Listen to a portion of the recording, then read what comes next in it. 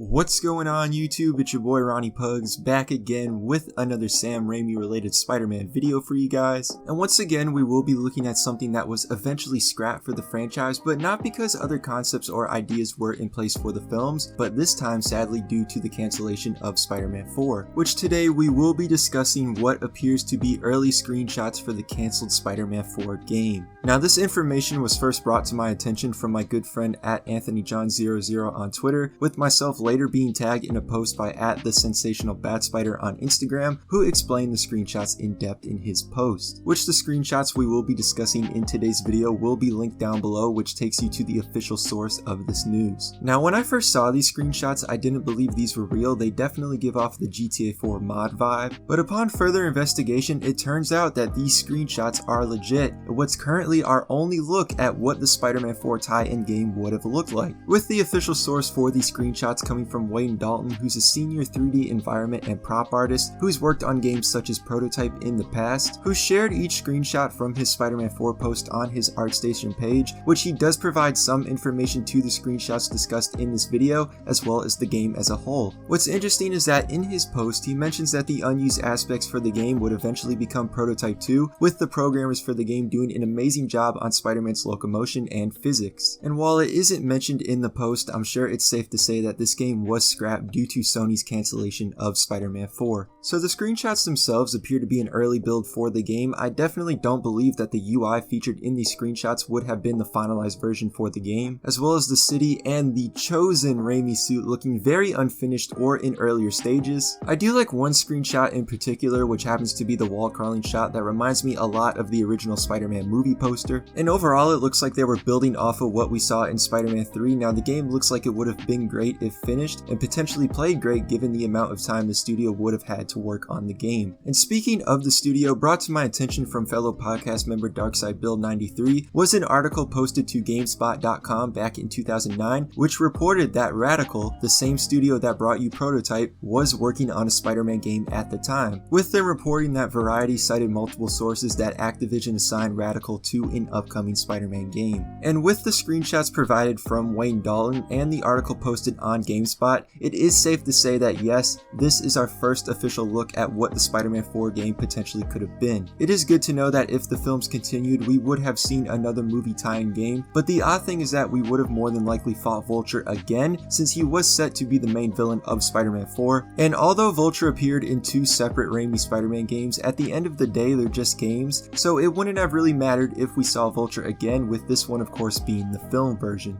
So let me know what you guys thought of the video, as well as your thoughts on these cancelled Spider-Man 4 game screenshots. A special thank you to those who've sent me these screenshots, as well as Wayne Dalton for releasing these screenshots for the fans to see. I have provided the links down below, so please read the description of this video, and as always, thanks for watching. Be sure to subscribe, follow my social medias, and I will see you guys again in my next video.